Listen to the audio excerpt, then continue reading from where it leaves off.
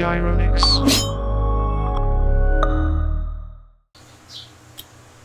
Hello, welcome back. So for today's laboratory exercise 2, we'll be applying the arithmetic operators. Okay, so again, we have this scenario. So we are working in a company as a software developer. So we receive a message from our senior software developer. So Ada Lovelace. Subject is applying arithmetic operators. Good day. So I've heard you're adjusting nicely with the team, which is great. We're presently working on an application designed to compute the surface area and volume of various solids. Could you create a C++ program to calculate the volume of both a cylinder and a cone? Okay, so we are assigned a task for the program application which can calculate the volume of two solids assigned for us, the cylinder and cone. So here's the overview of what the output should look like. Once the program is running, or we are asked to develop a program that first it will display, or it will prompt the user to select a solid. Okay, so 1 for cylinder and 2 for cone. Okay, so the user will enter the number of his or her choice. So if he wants cylinder, so he will type 1 and 2 for cone. So after selection of solid, the program will ask for the radius and height. Then the program will display the corresponding volume. Okay, so since in our example, the user select 1, so 1 is cylinder, so it will display the volume of cylinder is 60.8375 cubic units for the radius of 2.5 and height of 3.1. Okay, so if the user select 2, meaning it will calculate for the volume of cone. Okay, so you can do it fighting. So best regards, Ada. Let's review first the formula for the volume of cylinder and cone. For the volume of cylinder, this is the formula. So volume is pi r squared times height. But we'll translate this, of course, in terms of C++ statement. So this is the equivalent. Okay, so pi is 3.14. So r squared. So of course, multiplication is asterisk. So r squared is r times height. Okay, so this is the equivalent C++ statement. So we'll be using this in our program. For the cone, the same, pi r squared times height, but we'll divide that by 3. Okay, so the volume of cone is 1/3 of the cylinder, given that the radius and height are equal. So the equivalent C++ statement is we have this. So we'll group, okay, the pi r squared times height, then we'll divide by 3. Okay, so using the forward slash.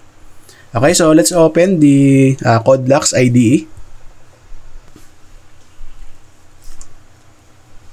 Okay, so let's create a project. Okay, so file, new project, console application. Okay, so C++. Then the title. So let's say lab 2. Okay, so arithmetic operators. Then browse to your desired folder. So in my case, okay, so I will be selecting this folder. Okay, so next, then finish. Okay, so let's open the main file. Try to run first to check if there's no problem with our project. Okay, so run.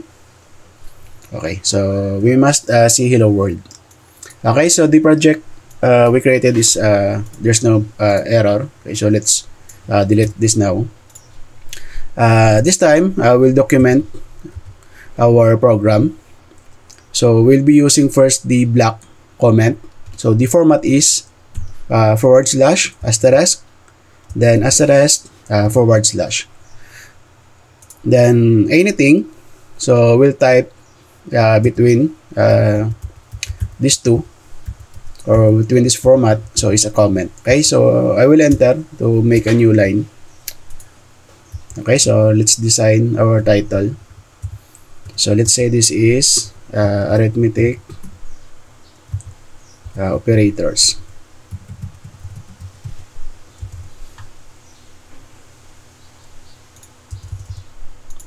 Okay, so you can tab, or so it depends on how you design this. Okay, so under enter. Okay, so we'll add the description of our project. So description, for example, is this program calculates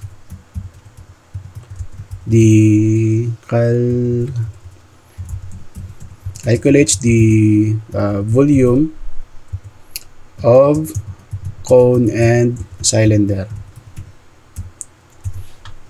Okay, so let's try to add.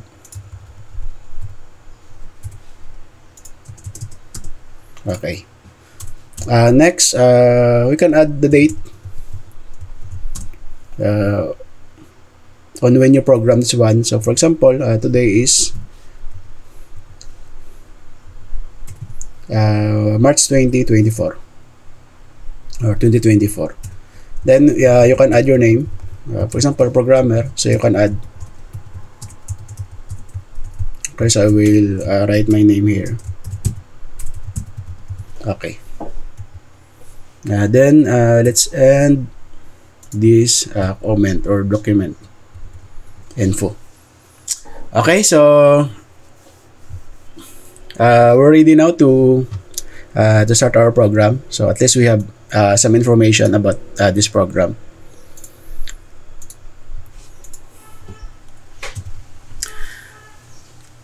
First, before I will write the actual code, so I will outline first of how my program will run. Okay, so the step-by-step process of my program. So using what we call the pseudocode. Of course, for this program, okay, so let me transfer this opening brace. Of course, I will be needing variables. So this is a line comment. So double /. So of course, I will be needing variables for the storage, for example, of radius, height, and volume. So next is I will prompt the user. So based on the task given to us, so I will prompt the user. So when you say prompt, is you are asking the user to do something. So you will prompt the user to select a solid. So that is either cylinder or cone. So after the user select a solid, so the program will ask for what? Or let's say prompt the user again. Okay, so we'll prompt the user. So prompt the user to enter radius and height. Okay.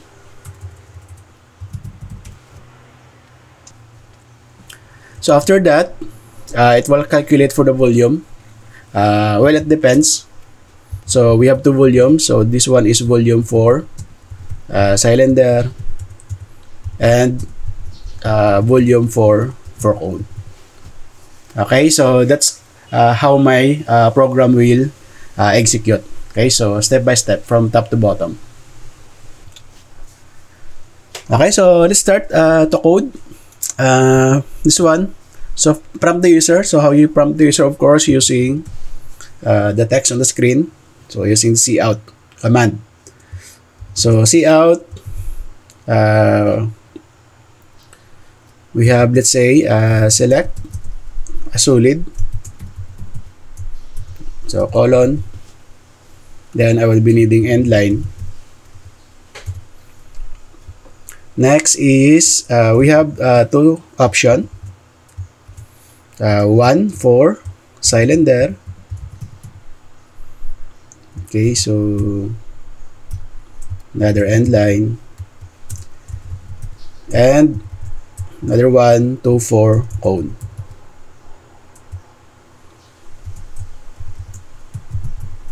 Okay, so don't forget the double quote, okay, in between the text. Okay, so let's try to run this first. Okay, so build. Okay, so there's no error. If you have encountered error, then double check what you type. Okay, so especially the semicolon. Okay, so let's run. Okay, so far so good. So select a solid, 1 for cylinder, 2 for cone. Okay, so press any key to continue. So I will hit enter. Okay, so let's add another prompt. So cout, let's say enter the number of your choice.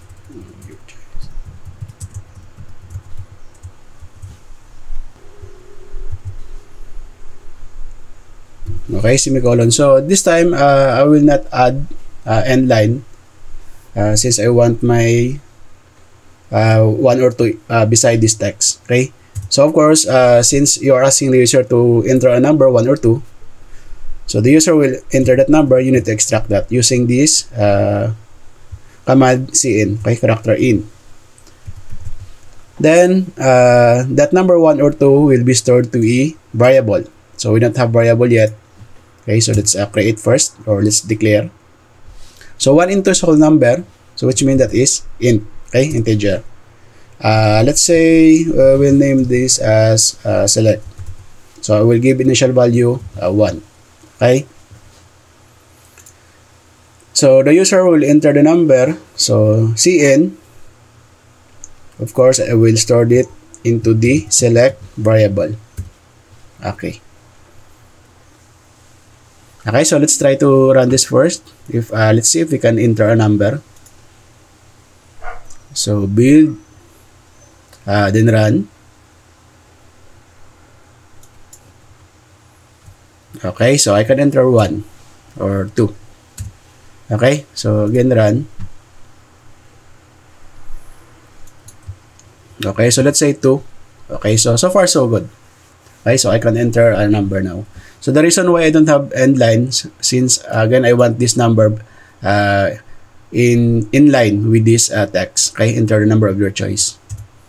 Okay, so enter. Okay, so far so good. So now the select variable will have the number the user select. Ideally 1 and 2. Okay, so next is so prompt the user to enter radius and height. Okay, so of course to prompt using cout. Okay, so enter radius. So colon, I will have a space. Okay, we'll have a space here also. Radius. Okay, since you prompt the user to enter radius, it will enter a value. So you need to extract that using cin. So then the storage. Okay, so let's create another storage. Okay, so you can use double or float. So let's say radius. Okay, so 0.0. Simple. The initial value. So it doesn't matter. Okay, anyway, it will be overwrite in this line. So whatever the user enters. Okay, so or I can use float. Okay. So let's say I will use a float. So I will store this in the radius variable. Okay, so next is, of course, I will prompt the user to enter height. So colon, okay. So after that, I will extract using cin. Then I will store to the variable. I will create variable for height. Okay, so initial value is 0.0. Again, don't forget the semicolon. Okay, height.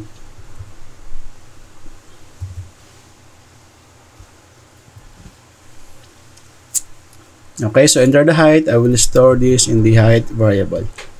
Okay, so let's try to run this for now. Build. So to make sure there's no error. Okay. So the reason I'm doing this is if there's an error in that, if you counter error, then meaning the new statement you enter is the one that has a problem. So let's say 2.7. Okay, so far so good. So I can select the solid, then I can enter radius and height. So this 5.3 will be stored to this one, the radius variable. So this 2.7 will be stored to the height. So number 2 will be stored to select. Okay. So next we can calculate now for the volume. So we have two calculation for cylinder and cone. So we'll be using a conditional statement. So the most basic or the most simplest conditional statement is if. So this is the syntax. So open and close parentheses, open and close brace. Then I will enter this. Okay. So in between these braces is the body of the if statement. Okay, so it's the statement.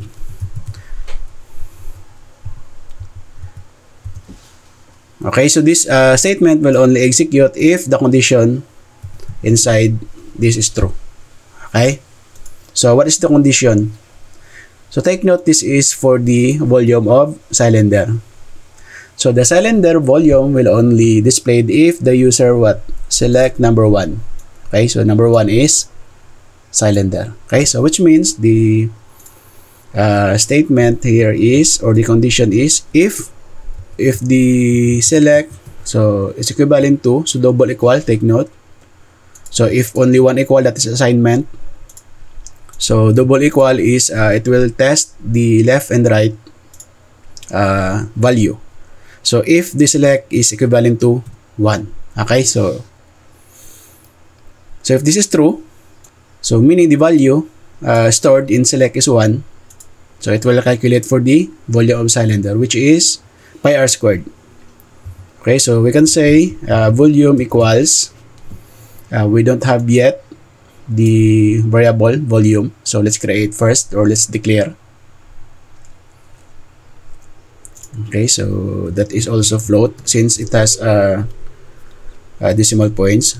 So let's name this as volume, so to make it more intuitive.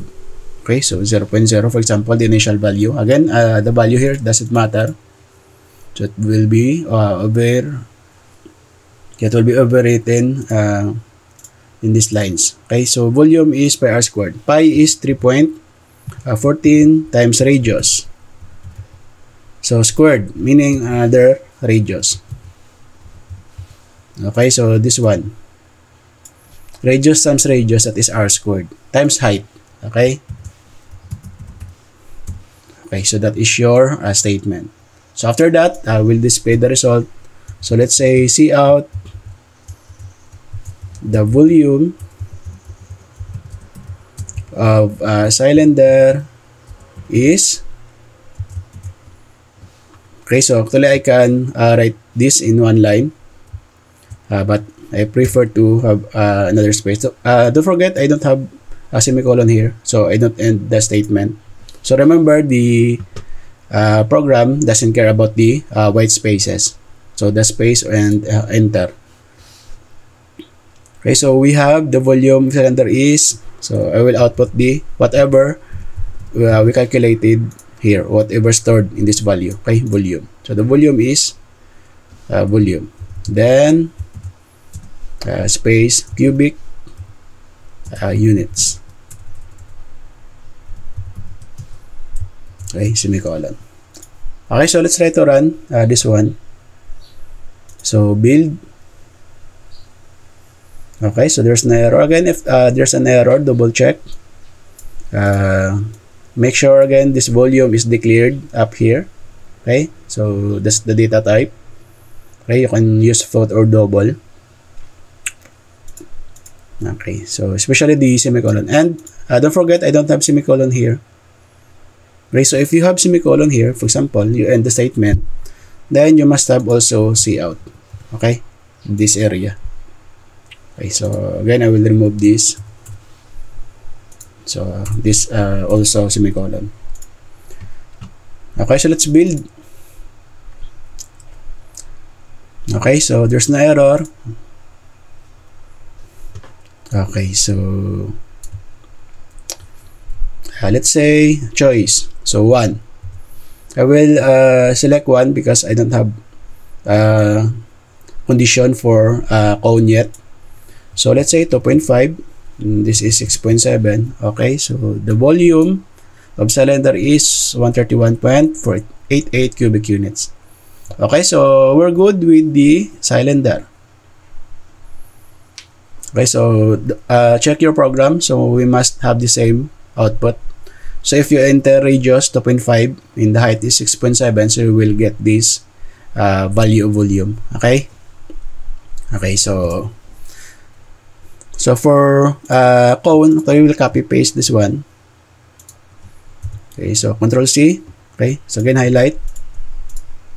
So you can click, then shift, hold shift, click again. So it's highlighted now, or you can manually drag. Okay, so copy, then paste, Control V. Okay. So for cone is, it will execute if the user select number 2. So that is for cone. So the volume is 1/3. Take note, if you can recall. So I will group this using the parentheses. So this is pi r squared. So I will divide using / then 3. Divide by 3. So this is 1/3 pi r squared times height. So this is the volume of, instead of cylinder, this is cone. Okay, so the same variable, okay, volume. Okay, so let's try to run. Okay, build, then run. Okay, so this time I will select number 2, cone. So let's say 4.2, 8.4. Okay, so good. The volume of cone is 155.091 cubic units. Okay, so actually we're done with what we're asked to do. Okay, so our program now can calculate for the volume of cylinder and cone. Let's add another condition for this one. We can prompt the user if he or she wants to continue. Okay, so again, when you prompt, of course, the only way is to display text on the screen. Okay, so let's say, do you wish to continue? Okay, so I will enter either Y or N. Y is for yes, N is for no. Okay, so since you're prompting the user to enter Y or N, yes or no, so it will enter that value and we need to extract that. Then we'll store to the variable. Let's say we will store to the variable yn. So we'll declare first this yn. Y is one symbol and is also one symbol, which means the data type is what? Character. Okay, so let's go back here to the radius. So let's declare a variable, okay, character, then the name is yn. Let's say initial value is y. Okay, so let's go back to this statement. Now the value in yn is either y or n. If the user enters y, meaning he wishes to continue, so he will calculate again for your volume of depends either cone or cylinder. So we'll add if statement. If yn is equivalent to y. So for yes, take note, single quote for character. So open and close. So what I will do, it will return to main function. Okay, so semicolon. So it will call the main function. So this is what the statement to call main. So meaning it will go back to this, okay, main function. Okay.